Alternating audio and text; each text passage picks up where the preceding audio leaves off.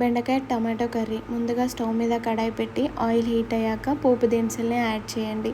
ఇక్కడ నేను జీలకర్ర, ఆవాల్ని యాడ్ చేస్తున్నాను. తర్వాత పచ్చిమిర్చిని యాడ్ చేయండి. పచ్చిమిర్చి కొంచెం వేగాక ఉల్లిపాయ ముక్కల్ని యాడ్ చేయండి. ఉల్లిపాయ ముక్కలు కొంచెం వేగాక కరివేపాకుని యాడ్ చేయండి. ఇప్పుడు కరివేపాకు, ఉల్లిపాయ ముక్కలు, పచ్చిమిర్చి అన్నీ వేగాక పసుపుని యాడ్ చేయండి. ఇలా పసుపుని యాడ్ చేశాక తర్వాత మనం ముందుగా కడిగి శుభ్రం చేసుకున్న బెండకాయ ముక్కల్ని యాడ్ చేయండి. బెండకాయ ముక్కల్ని యాడ్ చేశాక సాల్ట్ వెంటనే వేయకూడదు, ఎందుకంటే జిగురు అనేది ఎక్కువ అవుతుంది. సో మూత కూడా పెట్టకూడదు. మూత పెట్టడం వలన ఇంకా జిగురు ఎక్కువ అవుతుంది.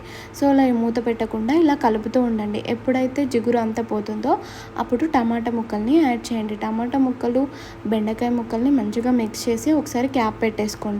ఆ తర్వాత మధ్యలో ఒకసారి ఓపెన్ చేసి సాల్ట్, మనకు రుచికి సరిపడినంత సాల్ట్ వేయండి. ఇప్పుడు సాల్ట్ అనేది ముక్కలకి మంచిగా పడుతుంది. సో బెండకాయ ముక్కల్ని, టమాటా ముక్కల్ని మంచిగా మగ్గనివ్వండి. తర్వాత మనం కొంచెం వెల్లుల్లి రెబ్బల్ని యాడ్ చేసుకోండి.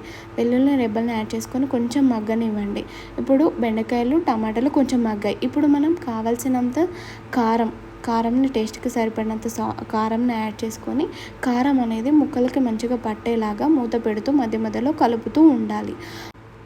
ఆ తర్వాత ఫైనల్గా కొత్తిమీర ఆకు వేసుకొని కలిపేసుకోవడమే.